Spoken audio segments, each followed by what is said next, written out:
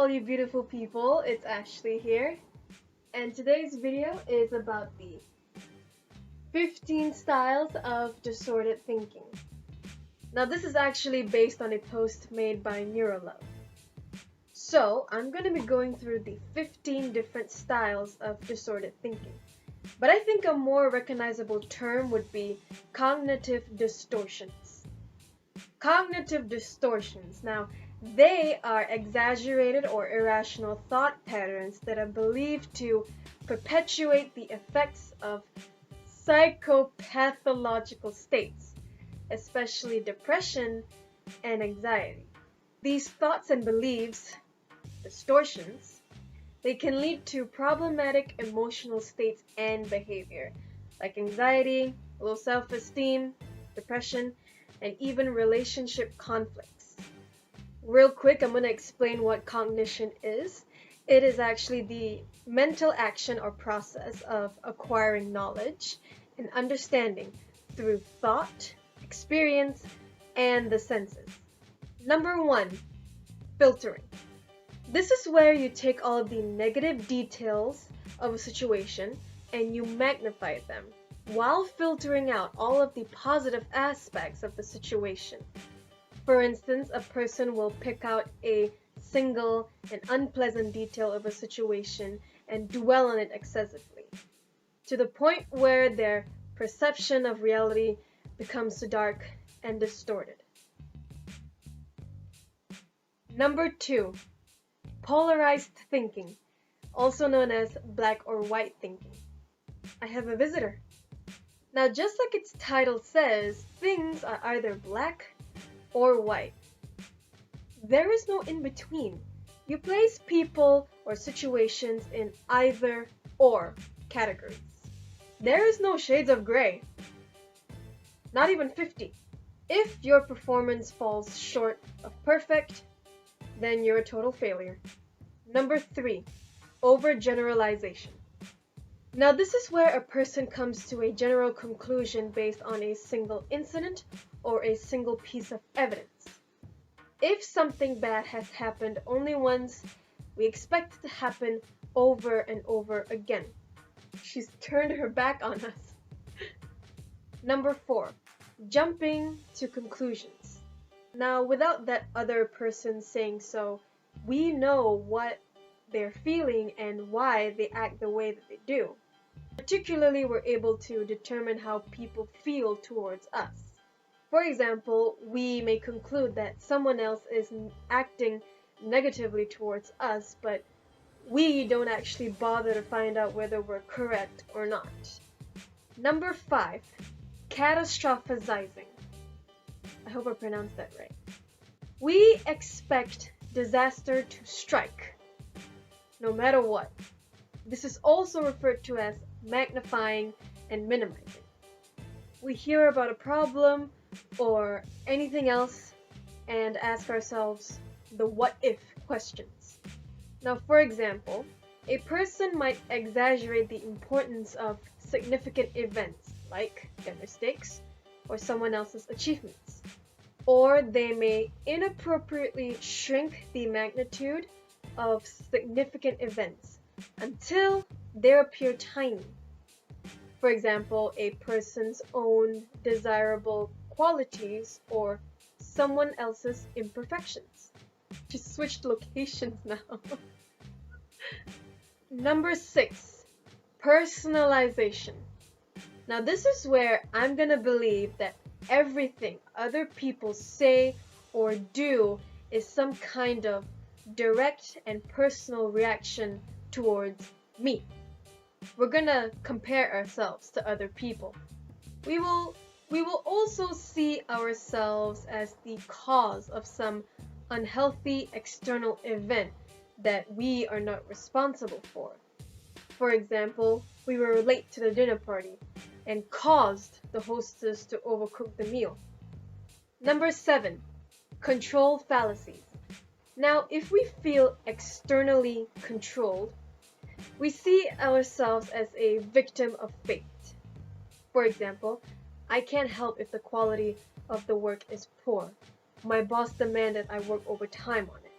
Now, as for internal control, that is actually us assuming responsibility for the pain and happiness of everyone around us. For example, why aren't you happy? Is it because of something that I did? Number 8, fallacy of fairness. We're resentful because we think that we know what is fair, but other people won't agree with us. You know that phrase, life isn't always fair? Yeah. People who go through life apply a measuring ruler against every situation, judging its fairness, and they will often feel badly and negative because of it. Things will not always work out in your favor, even when you think it should. Number 9, blaming. This is where we hold other people responsible for our pain, or we take the other track and blame ourselves for every single problem. Number 10, shoulds. Now we have a list of rules, but not just any kind of rules, okay? Ironclad rules. And they are about how we and other people should behave. People who are gonna break those rules are gonna make us mad, or we are gonna feel guilty for violating those rules. Now we may often believe that we are trying to motivate ourselves with shoulds and shouldn'ts. Musts and oughts are also considered part of this. In the end, there is only one consequence, and it's an emotional one called guilt. Number 11, emotional reasoning. We believe that what we feel must be true automatically. If we feel stupid and boring, then we must be stupid and boring.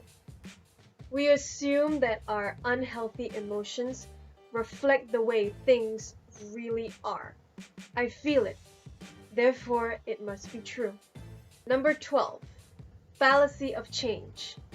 Now this is where we expect people to change to suit us if we pressure or coax them enough.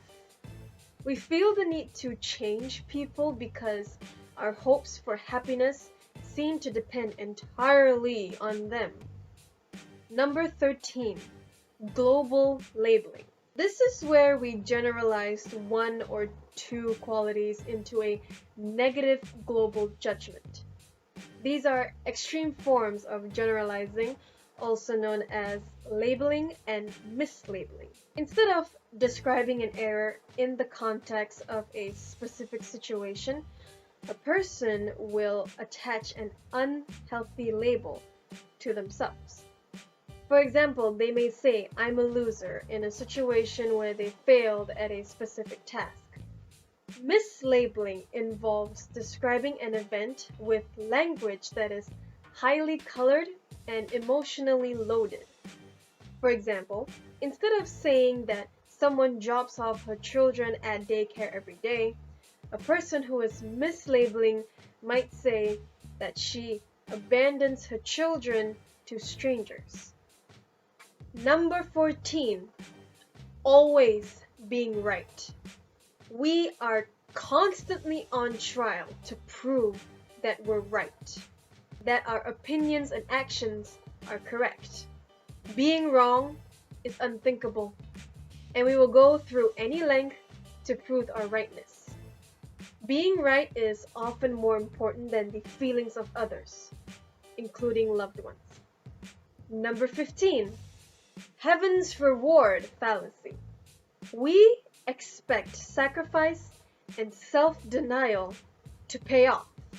It's as if someone out there is keeping score. However, we feel bitter when that reward doesn't arrive.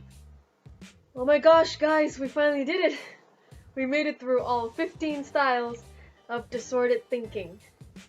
Man, I'm tired. Okay, but seriously, you gotta be aware if you have any of these styles of thinking.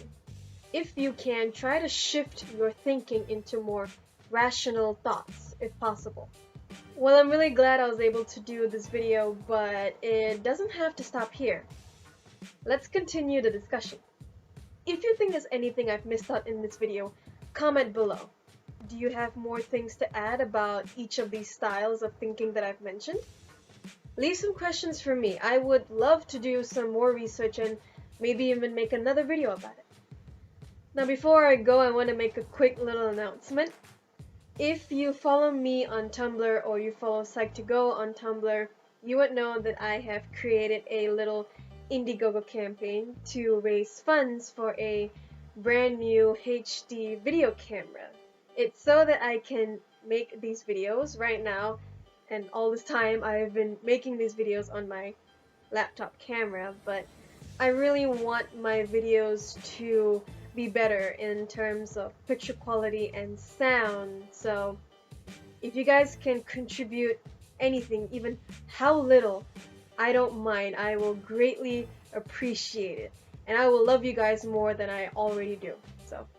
And that is my time. Thank you so much for watching this video. The link to the original Tumblr post and to all of my sources are in the description box below.